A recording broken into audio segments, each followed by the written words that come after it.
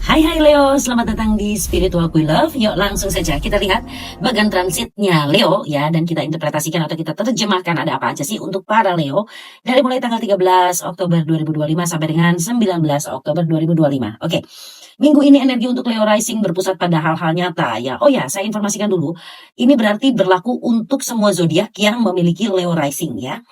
Nah, jadi Leo Rising ini berpusat pada hal-hal yang nyata, soal uang, nilai pribadi, dan rasa aman dalam hidup. Matahari yang menjadi penguasa Leo, nah di sini dia berada di Virgo atau rumah kedua bersama Venus. Nah, kombinasi ini membuat fokus kamu mengarah ke bidang keuangan dan stabilitas material. Kamu mulai berpikir lebih realistis, lebih teratur, dan ingin memastikan bahwa setiap usaha yang kamu lakukan benar-benar menghasilkan sesuatu yang konkret ya. Nah, matahari di rumah kedua ini menyoroti kebutuhan untuk menegaskan arti atau nilai diri kamu sendiri. Kamu mungkin merasa ingin memperbaiki cara kamu menghargai diri kamu sendiri ya, termasuk cara kamu mencari dan menggunakan uang. Ini saat yang memang sangat baik ya buat kamu memperkuat dasar keuangan, menyusun ulang prioritas ekonomi dan meninjau apa sih yang benar-benar penting sebetulnya buat kamu gitu ya. Nah, kemudian ada Venus ya, dan ini Venus ini transit juga di Virgo. Ini menambah sentuhan elegan tapi praktis untuk kamu ya. Artinya gini, kamu bisa menarik peluang finansial lewat kerja yang rapi, pelayanan atau kemampuan analitis. Tapi di balik itu ada Ketu. Nah, Ketu ini berada di rumah pertama yang menunjukkan bahwa meskipun kamu fokus pada hal-hal duniawi, bagian dari diri kamu justru sedang mencari pelepasan dari citra luar. Kamu gak lagi tertarik untuk membuktikan sesuatu pada orang lain, tapi ada keinginan untuk hidup lebih simpel, lebih sederhana, lebih jujur terhadap diri sendiri, lebih otentik ya, dan melepaskan hal-hal yang gak sejalan lagi dengan jati diri kamu yang sebenarnya. Nah, energi Ketu di Leo ini membuat kamu terlihat lebih tenang, kuat, sekaligus bijaksana. Tapi, ya itu dia ya, kadang-kadang kamu itu jadi lebih sulit untuk ditebak secara emosional. Oke, selanjutnya, Mars dan Merkurius. Ini sama-sama berada di rumah ketiga, berada di Libra ya. Ini memberikan dorongan besar dalam komunikasi dan interaksi sosial. Kamu jadi lebih berani menyampaikan ide, diskusi, memperjuangkan pendapat ya. Namun karena Mars di Libra ini cenderung menginginkan harmoni, tapi penuh semangat gitu ya. Penting banget untuk para Leo menjaga nada bicara supaya tidak menimbulkan ketegangan dengan orang-orang di sekitar. Ini waktu yang sangat baik untuk promosi diri, menulis, negosiasi, atau mengembangkan ide yang bisa menghasilkan nilai finansial tambahan untuk para Leo. Nah, sekarang kita loncat ke bidang karir. Dalam hal karir, Uranus di Taurus ya.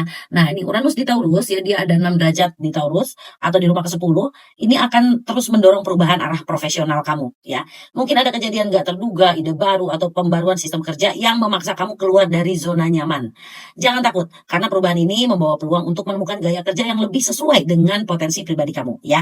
Venus ini kan sebagai penguasa rumah ke-10 ya, Venusnya ini malah dia ada di rumah kedua. Jadi ada hubungan antara keuangan dan karir ya. Nah, artinya reputasi kamu juga bisa meningkat lewat kerja keras, ketelitian, dan kemampuan memperhatikan detail ya. Oke, sekarang kita lihat ada Saturnus ya dan Neptunus yang berada di Pisces atau rumah ke-8. Ini menghadirkan pelajaran mendalam tentang kepercayaan dan ketergantungan dalam hal keuangan atau finansial bersama, seperti contoh pinjaman aset keluarga ya, atau dukungan dari pihak lain, bisa muncul ketidakjelasan atau tanggung jawab tambahan. Tapi di sisi spiritual, sebetulnya transit yang ini mengajarkan tentang kekuatan menyerah pada proses. Kamu sedang diajak untuk melepaskan kontrol dan mempercayai arus kehidupan yang sedang berjalan, meski tidak semuanya bisa kamu kendalikan sepenuhnya ya. Oke, sekarang kita loncat ke percintaan untuk para Leo. Rahu yang berada di Aquarius. Nah, ini dia. Oke, ini adalah rumah ketujuh, menandakan bahwa hubungan dan interaksi dengan orang lain masih membawa pengalaman penting. Kamu mungkin tertarik pada sosok yang cerdas, progresif, atau punya cara berpikir berbeda.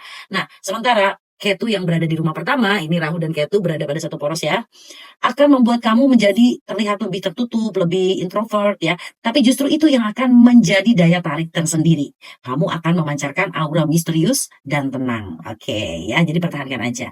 Kalau untuk yang sudah berpasangan, minggu ini mendorong komunikasi yang lebih jujur dan terbuka, terutama karena ada Mars dan Merkurius ya. Ini Merkurius adalah planet komunikasi dan Mars adalah planet yang penuh dengan semangat ya, berada bareng-bareng di rumah ketiga. Ini akan memberikan dorongan untuk membicarakan hal-hal yang sebelumnya tertahan. Tapi ingat, hindari nada menghakimi. Sampaikan saja dengan empati ya. Nah, kemudian kita lihat perjalanan bulan. Bulan minggu ini turut memberi warna emosional yang cukup jelas ya. Di awal minggu, bulan berada di Gemini. Ya, kamu akan merasa lebih aktif secara sosial. Ini waktu yang baik untuk berhubungan dengan teman atau kelompok profesional. Nah, nanti nih masuk tanggal 14, bulan akan geser ke Cancer. Di situ kamu akan mulai lebih introspektif ya. Tubuh dan pikiran kamu akan merasa butuh istirahat. Di tengah minggu, bulan bakal transit di Leo. Nah, dia akan masuk di Leonya sendiri ya. kamu akan kembali menemukan semangat dan daya tarik kamu. Tapi karena Ketu juga berada di Leo, jadi nanti dia akan bergeser dan ketemu sama Ketu di Leo. Energi ini tidak begitu berisik. Jadi kamu menonjol secara alami, tapi kamu tuh nggak perlu berusaha banyak gitu ya, nggak ada effortless lah ya. Dan menjelang akhir minggu, bulan akan masuk ke Virgo, geser ke rumah kedua. Fokus kamu akan sepenuhnya kembali ke urusan keuangan, rencana kerja, hal-hal praktis ya. Dan ini adalah terbaik untuk menyusun strategi jangka pendek dan memastikan langkah kamu ke depan akan lebih teratur. Jadi secara umum nih, secara keseluruhan, dari tanggal 13 sampai 19 Oktober 2025 ini adalah masa penataan diri bagi Leo Rising.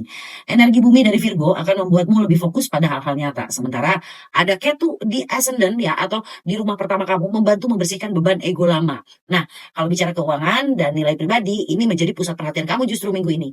Karir menuntut ketelitian dan adaptasi, dan cinta akan berjalan melalui komunikasi jujur serta pemahaman mendalam. Minggu ini akan mengajarkan Leo bahwa stabilitas sejati bukan hanya soal uang atau status, tapi juga tentang keseimbangan antara kejelasan batin dan arah hidup yang nyata, yang otentik sesuai dengan jati diri kamu yang sebenarnya. Jangan lupa untuk like, komen, dan subscribe. Semoga kamu selalu berbahagia dan berkelimpahan. Have a nice day.